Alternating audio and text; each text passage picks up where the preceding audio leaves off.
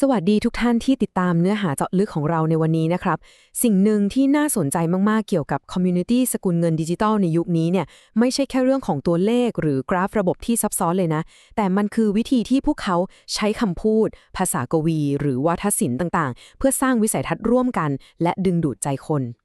วันนี้เราจะมาแกะรอยข้อความสั้นๆแต่บอกเลยว่าทรงพลังสุดๆจากคำประกาศของชุมชน Pi Network กันครับ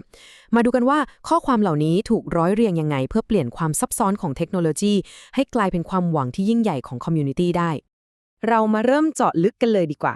ลองดูประโยคเปิดประโยคนี้สิครับแทนที่จะเริ่มมาด้วยการอธิบายโค้ดหรือบอกว่าแอปพลิเคชันทำงานยังไงเขาไม่ได้ทำแบบนั้นเลยแต่กลับใช้คำว่าขุดค้นหรือที่เราคุ้นหูกันว่าการ mining เนี่ยมาจับคู่กับคำว่าความหวังเฉยเลย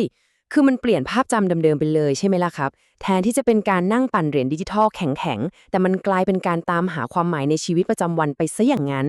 นี่แหละครับคือการปูทางอารมณ์แบบที่ดึงดูดใจคนในชุมชนได้อยู่หมัดตั้งแต่ประโยคแรกเลยล่ะ ซึ่งนั้นก็นำเราเข้าสู่ส่วนแรกกันเลยครับ กับหัวข้อวิสัยทัศน์แห่งวันพรุ่งนี้ หรือจุดเริ่มต้นของความฝันนั่นเอง ลองฟังท่อนนี้ดูนะครับ เราเชื่อมั่นก่อนที่โลกจะมองเห็นอนาคตที่สร้างขึ้นโดยเราทุกคนโอ้โหประโยคนี้สะท้อนภาพการรวมกลุ่มกันได้ชัดเจนมากคือเขากำลังสร้างความรู้สึกให้สมาชิกในชุมชนเนี่ยรู้สึกถึงความพิเศษรู้สึกเหมือนตัวเองเป็นผู้บุกเบิกที่มีวิสัยทัศน์กว้างไกลคือมองเห็นเพชรในตมก่อนที่คนทั้งโลกจะฮือฮากันซะอีกแล้วการย้ำว่ามันคืออนาคตที่สร้างโดยเราทุกคนเนี่ยมันยิ่งทำให้ทุกคนรู้สึกว่าเฮ้ยเราไม่ได้เป็นแค่คนใช้แอปพลิเคชันธรรมดานะแต่เราคือสถาปนิกที่กำลังร่วมกันสร้างอนาคตอยู่ต่างหากทีนี้ถ้าเราถอยออกมามองภาพรวมนิดหนึ่งเราอาจจะต้องตั้งคำถามว่าเอ๊ะแล้วการที่คนกลุ่มหนึ่งมารวมตัวกันเพื่อขุดค้นความหวังแทนที่จะเป็นแค่การประมวลผลข้อมูลดิจิทัลเนี่ยความหมายลึกๆของมันคืออะไรกันแน่จริงๆแล้วมันก็คือการวาดฝันถึงทางเลือกที่ดีกว่าครับมันคือน้ำหนักของแรงจูงใจที่ซ่อนอยู่หลังตัวอักษร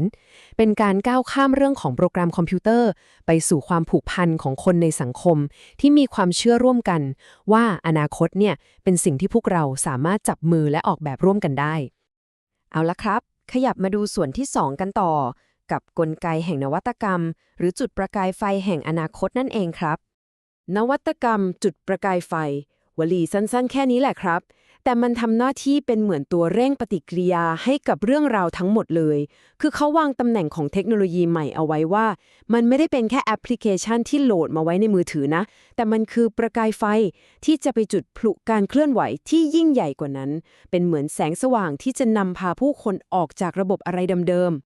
ประเด็นที่น่าสนใจมากๆของภาพนี้คือการเปรียบเทียบให้เห็นกันชัดๆไปเลยระหว่างระบบเก่าที่เขาบอกเป็นนัยว่ามันล้าสมัยหรือเป็นเกมแบบเดิมกับสิ่งที่เรียกว่าประตูบานใหม่ที่เทคโนโลยีบล็อกเชนเป็นคนปลดล็อก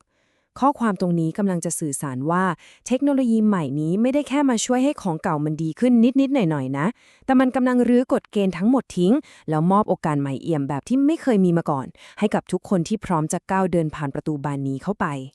และนั่นก็พาเรามาสู่ส่วนที่3ครับกับคุณธรรมแห่งความอดทนเพื่อสร้างสิ่งที่มีมูลค่าสร้างสรรค์บางสิ่งที่มีมูลค่ามากกว่านั้นมากประโยคนี้ถือว่าเป็นการบริหารความคาดหวังที่ฉลาดสุดๆเลยครับคือเขาดึงเรากลับมาสู่โลกแห่งความเป็นจริงทำให้เห็นภาพชัดเจนเลยว่ามูลค่าที่แท้จริงเนี่ยมันไม่ได้เสกขึ้นมาได้ในชั่วข้ามคืนหรือไม่ได้มาจากการเก็งกำไรฉาบฉวยแต่มันต้องอาศัยการลงมือทำการลงแรงอย่างทุ่มเทซึ่งแน่นอนว่ามันต้องใช้เวลาในการสร้างสรรค์เพื่อให้ได้ผลลัพธ์ที่คุ้มค่าและมีความหมายจริงๆพอพูดถึงการลงมือทำข้อความเขาก็ได้กางแผนออกมาเป็นข้อกำหนดชัดเจนเลยครับสังเกตไหมครับว่าจากตอนแรกที่ใช้ภาษาสวยหรูดูเป็นกวีจู่ๆก็สวิชโหมดมาเป็นการออกคำสั่งเชิงปฏิบัติการแบบตรงไปตรงมา3ข้อเลยนั่นก็คือ 1. ต้องมีความอดทนรอ 2. ต้องโฟกัสอย่าละสายตาจากเป้าหมายและ 3. อันนี้คือเรื่องเทคนิคความปลอดภัยเลยคือต้องรักษากระเป๋าเงินดิจิตัลให้ปลอดภัยและแข็งแกร่งเห็นได้ชัดเลยว่านี่คือการเอาอุดมการณ์ความฝันมาผูกรวมกับการลงมือปฏิบัติจริงได้อย่างแนบเนียนมากๆครับตอนนี้เราเดินทางมาถึงส่วนที่ 4หรือส่วนสุดท้ายกันแล้วนะครับนั่นคือการปกป้องการเดินทางและการเติบโตตามกาลเวลาสิ่งที่ยิ่งใหญ่เติบโตขึ้นตามกาลเวลา วลีสั้นๆเรียบง่ายแต่ติดหูและน่าจดจำนะผมว่ามันมาช่วยตอกย้ำเรื่องของความอดทนที่เราเพิ่งพูดถึงกันไปเมื่อกี้เลยครับเป็นเหมือนเครื่องเตือนใจที่งดงามอารมณ์แบบต้นไม้ใหญ่ย่อมต้องใช้เวลาในการหยั่งรากลึกใช่ไหมครับวิสัยทัศน์ที่ยิ่งใหญ่ของพวกเขาก็เหมือนกันมันต้องอาศัยเงื่อนไขของเวลาเข้ามาช่วยหล่อล้อมเพื่อให้ไปถึงจุดสูงสุดของความสำเร็จนั่นเองการเดินทางเพิ่งจะเริ่มต้นขึ้นสรุปก็คือประโยคปิดท้ายนี้แหละค่ะที่มาตีกรอบให้ทุกสิ่งทุกอย่างที่เราเพิ่งวิเคราะห์กันไปทั้งหมดไม่ว่าจะเป็นเรื่องของความหวังการสร้างสรรค์หรือตัวเทคโนโลยีเองว่าทั้งหมดนี้เนี่ยมันเป็นแค่เส้นสตาร์ทเท่านั้นนะเหมือนเขาพยายามสื่อสารเพื่อลดทอนความท้อแท้ไว้ก่อนถ้าเป้าหมายหรือความสำเร็จมันยังไม่มาถึงเร็วๆนี้แถมยังเป็นการเติมเชื้อไฟให้ทุกคนในชุมชนรู้สึกตื่นเต้นว่าเฮ้ยพวกเราเพิ่งจะอยู่ในช่วงเริ่มต้นของความพยายามระดับประวัติศาสตร์ครั้งนี้ด้วยกันนะ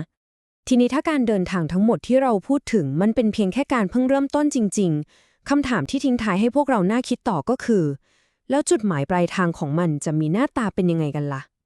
ลองคิดดูสิครับในเมื่อคำประกาศนี้ได้สร้างวิสัยทัศน์ที่ขับเคลื่อนด้วยทั้งอารมณ์นวัตกรรมและความอดทนมาแบบจัดเต็มขนาดนี้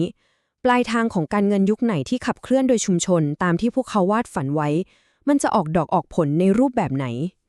หวังว่าการเจาะลึกเนื้อหาของเราในวันนี้จะช่วยเปิดมุมมองใหม่ๆให้ทุกท่านได้เห็นถึงพลังของวาทศิลป์ที่สามารถใช้ร่วมใจผู้คนในโลกดิจิทัลได้อย่างลึกซึ้งและแยบยลนะครับแล้วมาติดตามการเจาะลึกเรื่องราวที่น่าสนใจแบบนี้ได้ใหม่ในครั้งหน้า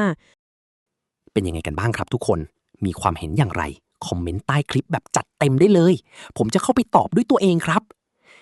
หากเห็นว่ามีประโยชน์ อย่าลืมกดไลค์ กดติดตามช่องอ่องชาแนลและแชร์ไปให้เพื่อนๆกันด้วยนะครับ ขอฝากเพจ Facebook อ่องจิปาถะอ่อง Everything ไว้อีกช่องทางด้วย อ๋อ หากพี่น้องต้องการเข้าห้อง PyBot Academy เพื่อเรียนรู้ทุกขั้นตอนการสมัครและการ KYC ให้กดดูเพิ่มเติมแล้วเลื่อนดูลิงก์เข้าห้องได้เลยครับ สำหรับวันนี้ผมขอลาไปก่อน สวัสดีครับ